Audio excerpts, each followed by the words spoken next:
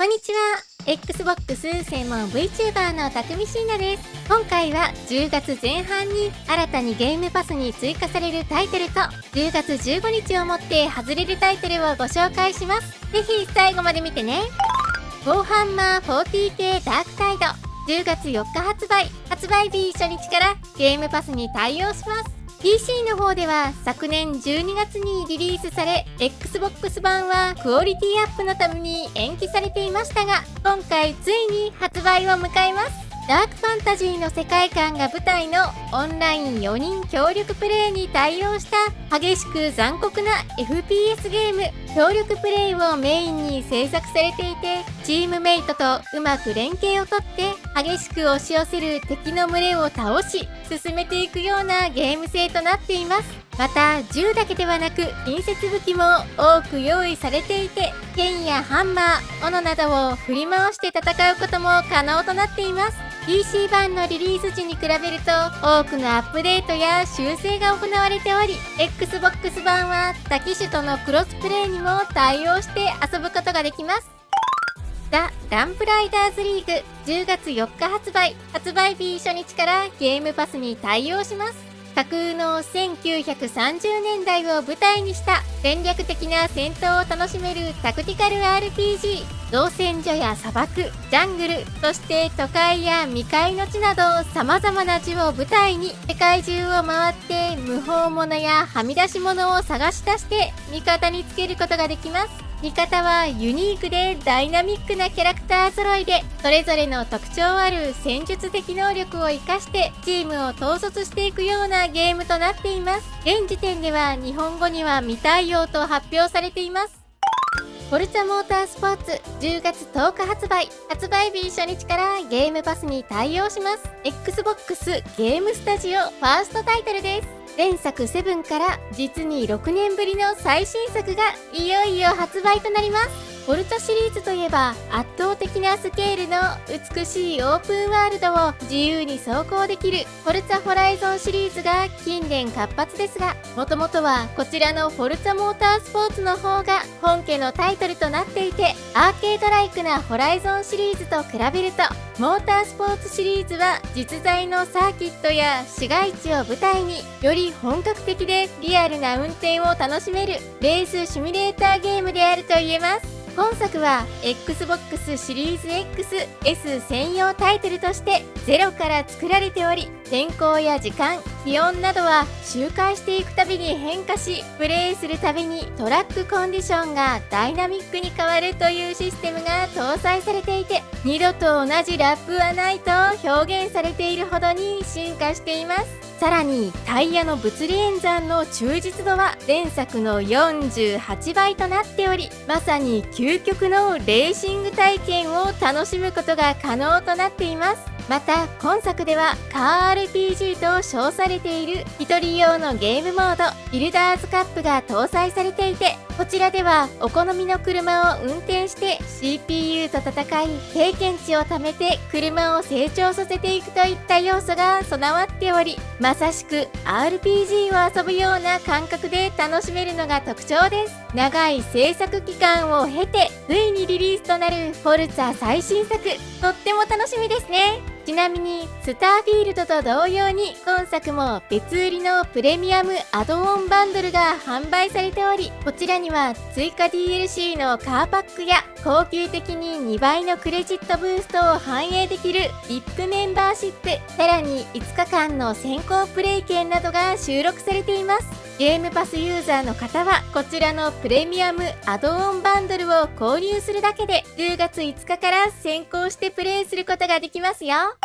フロムスペース10月12日からゲームパスに対応します。1人またはオンライン最大4人での協力プレイが可能な見下ろし視点のアクションシューティングゲーム。スタイリッシュなグラフィックで描かれた崩壊後の世界でド派手な武器を使って仲間と一緒にエイリアンを倒し地球を救うのが目的となります。龍が如く維新極み10月17日からゲームパスに対応します。今年の2月に発売したばかりの幕末の時代の京都を舞台にした龍が如くスピンオフタイトルが早くもゲームパスに登場します。今作は2014年に PS4 と PS3 でリリースされたタイトルのリマスターに近いリメイク作となっていて、オリジナル版に比べ映像面の進化や新要素の追加、バトルシステムの改善などが施されています。あくまで旧作のリマスターのような作品となるため、ゲームボリュームやシステムは最新作の7などと比べるとやや古さを感じますが、未プレイの方はぜひ遊んでみてはいかがでしょうか。ゴッサムナイツ、こちらは10月3日からゲームパスに対応していて、すでに遊ぶことが可能となっています。昨年10月にリリースされたバットマン亡き後のゴッサムシティを舞台にしたオープンワールドアクション RPG。 バットマンの仲間であるバットガール、ナイトウィング、レッドフード、ロビンとしてゴッサムシティの暗い過去を暴き、悪名高いヴィランと戦いながらダークナイトへと進化していく物語を進めていくことができます。本作は経験値を獲得して新しいアビリティの解放や武器、キャラの強化を行うことが可能で、キャラクター固有の個性を生かしたアクションを楽しめます。また今作はキャンペーンモードがオンライン2人協力プレイに対応していて、フレンドと一緒に自由にオープンワールド内を探索したりクエストを進めたりしていけるのも魅力です。さらに無料アップデートで追加された30フロアの課題をクリアしていく4人用のオンライン協力モードも存在しています。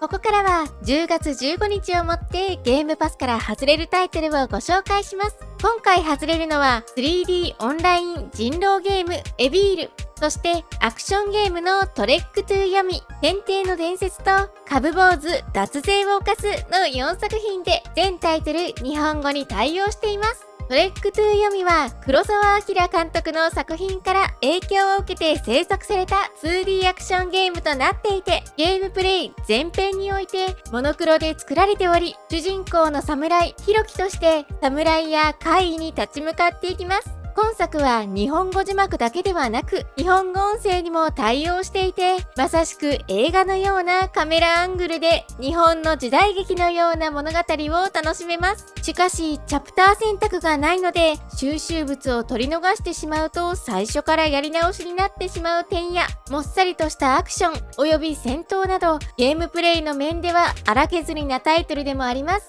世界観や雰囲気作りは素晴らしい作品なので、気になる方は触ってみてはいかがでしょうか。私の1周のクリア時間は4時間でした。天帝の伝説、スピード感のある激しいカンフーを駆使して敵たちをスタイリッシュに打ち倒していく台湾を舞台にした 2D 横スクロールアクションゲーム。実在のヌスットをモチーフに漫画風の小回りで演出されたストーリーが展開していきます。ステージクリア制の構成となっていて、各ステージには様々なアップグレードアイテムなどが隠されていて、最後にはボスが待ち受けています。ステージのボリューム、爽快なアクション、テンポのいいシナリオ、どれをとっても素晴らしい作りな上に難易度も高すぎず低すぎず適度な調整なので、誰にでもおすすめしやすい名作です。全体のボリューム感もコンパクトなため、今からでもクリアまで楽しめるので、未プレイの方はぜひ。私のクリア時間は5時間でした。